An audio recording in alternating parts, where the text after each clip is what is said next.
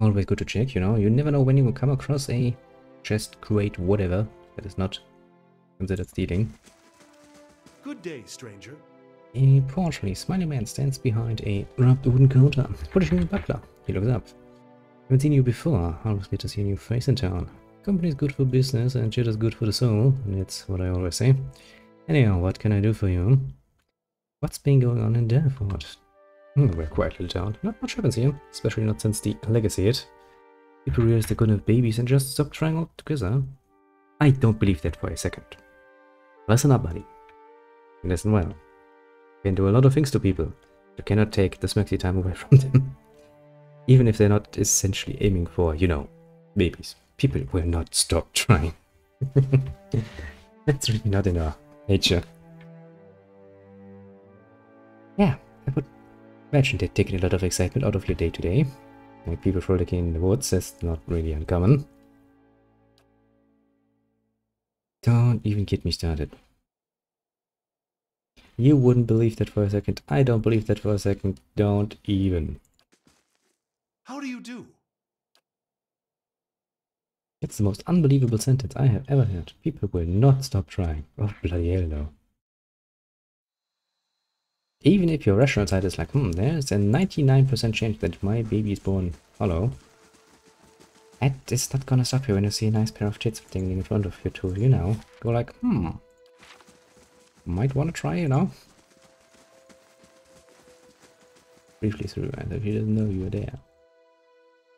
Creepy mother. The middle-aged peasant woman is dressed in a brown leather cloth wrapped down to her knees. Her hands are working at separating stringy colorless vegetables in a pile before her, scooping the heads off the long fibrous stems with a paring knife. She discards the stems one by one, placing the heads of the vegetables into a small cradle-like basket in front of her. She doesn't greet you as you approach. Not sure if he even knows you're here. Excuse me? And doesn't respond. He keeps stripping the heads from the vegetables with a steady rhythm. She may be deaf. There's no indication she heard you. Study the woman. First glance, she seems nothing more than a middle-aged woman. Unremarkable, maybe less stern than most. Seems more focused on the weaving in her lap than her surroundings. But you suddenly notice she's not stripping the vegetables before her any longer. She's weaving. And the vegetable pods are now missing. It pays you no mind. Her brown locks torn and snapped from lack of washing, like many of the townfolks you've seen. Pretty standard. A sense blurred to her. Even the motions of her hands seem to be playing with threads that lack color. Perhaps that lacks interest. Maybe she's half-minded or deaf, but something feels wrong. But her knitting takes on an odd cadence, and you have a terrible suspicion that something lurks beneath what your eyes are showing you. Well, I'm a watcher, so watching is basically my speciality. Let's focus here. The brown hair is long, almost impossibly to the length of her hands. As you follow the streams of her locks downwards, it becomes long and black, splitting off into threads of black and silver, wrapping around her hands. She is forming a soul cradle with the threads, braiding a net in front of you, reaching along and sharp like a series of knitting needles. Almost hypnotic, silver and black strands of hair weave together, silver predominating as a highlight, black shadowing it. And suddenly, you are calm. Ah, nice.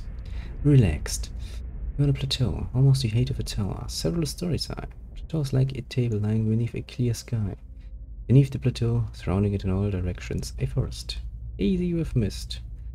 Although whether it is actual mist, or distance, or a recollection, resting in the curve of a natural arch above you is a great copper bell, half again the size of a man, hanging at attention, as if looking down on you and the event unfolding before you.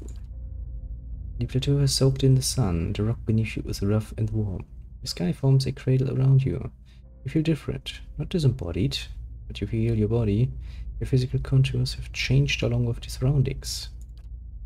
And you hear a soft series of chimes, like wind chimes. The scene gains color and texture, as if the sound is beckoning you gently forth, filling your senses and thoughts, like mist rolling softly into a sealed chamber, and let's focus a lot more.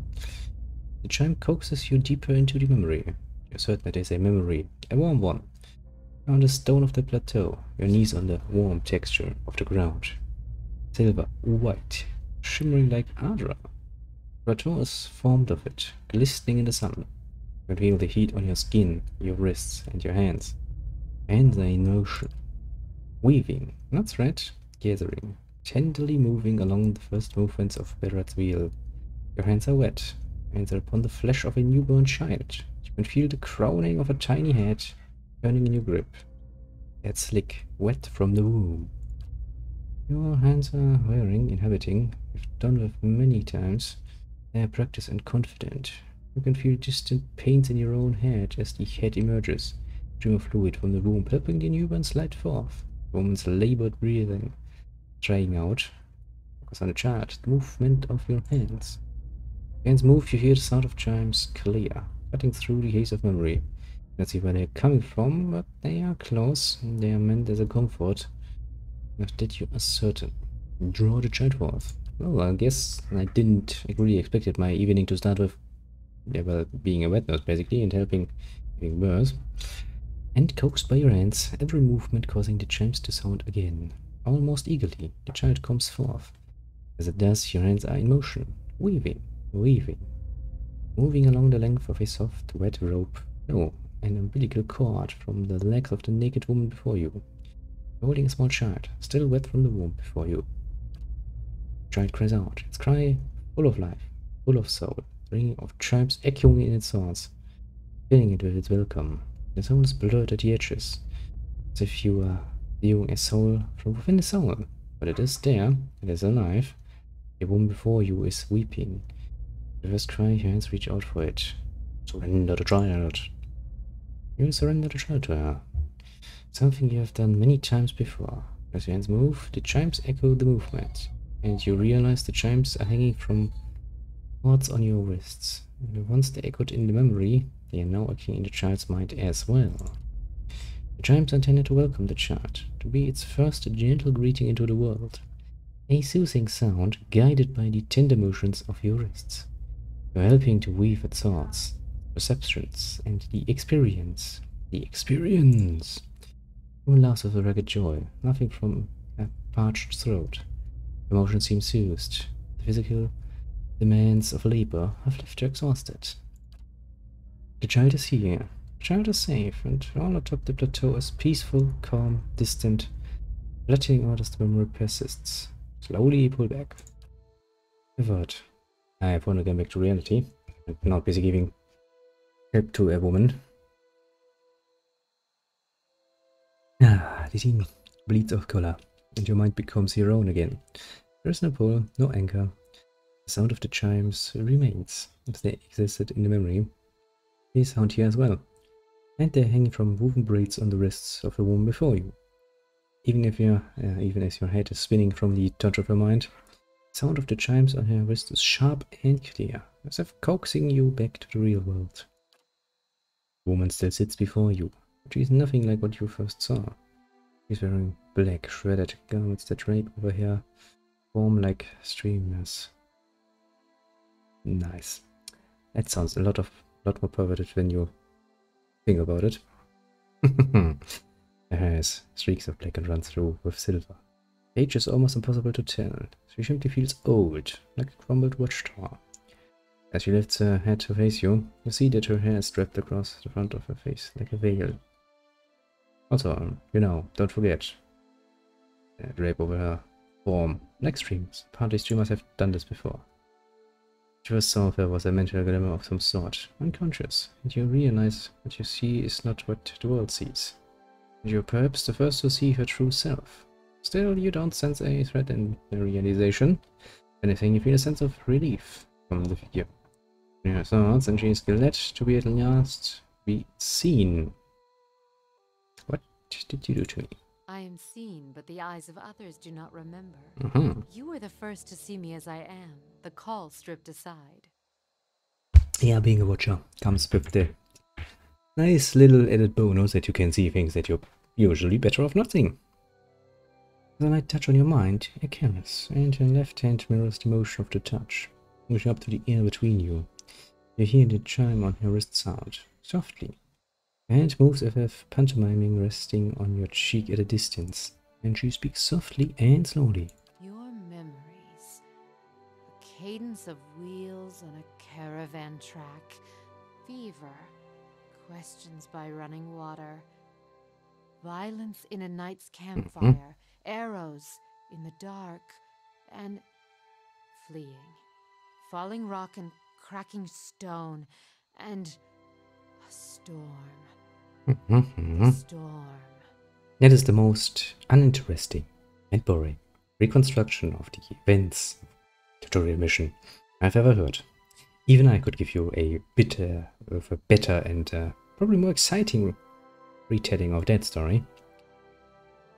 But oh well, let us not judge overly hard here. I guess she's not really much of a storyteller. The storm that brushed you, did its screaming wake you from your mind's cradle? Your memory of it is painful. Its cry is difficult to ignore. Well, yeah, I was kind of screwed over there. Many children crying Then again, out. it's kind of like, you know, everybody's like, if you meet the storm, you're gonna die. And I'm sitting here like, nope, met the storm, still here. What you gonna do about it? Oh well. It did encounter a bivouac, yes, and that did something to me. Hand withdraws shyly, the chime sounding softly once again. Woman stands, uncertainly, as if she has been sitting for some time, was too weak to bear her own weight. Coward and waking. You notice her cheekbones are tight, her face gaunt. Yet when her stance is weak, she seems determined to stand before you. Okay. You are able to see me. Yes, as I said, being a watcher, you know, it comes with the territory of watching things.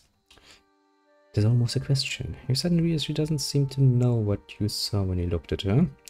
The image on the plateau, yet the image was so clear, so sharp. You're surprised she didn't feel you there. Well, I guess she's not good at that. To see me is a rare gift, a watcher's gift. I've never been able to do it with a living person, except few. So many questions, thoughts, whirling like storm winds. That storm still roars through you, deep beneath your thoughts, yet muted and secret, like an underground. Oh, you're gonna be like, your true strength has not even shown yet. What am I? Am I gonna become the last boss? Or give some contrived speech about how this is not even my final form? The fact that you could Who hear knows? it at all, survive it, is something few have ever done. Yep, I'm awesome. Your power will grow stronger with each soul you touch, as it allowed you to reach out to mine. You see, woman, the whole idea here is I'm a protagonist. Of course I'm gonna get stronger. If I'm not gonna get stronger, this game's gonna be pretty damn short. Just look down there at, what was it, Searing Fault something? That area with the dragons? Jesus Christ. That is the end of my power. I'm screwed. There is a silence, and although it seems to last for but a few heartbeats, in your thoughts it switches out between the two of you, like a pull between your minds. You blink, take a breath.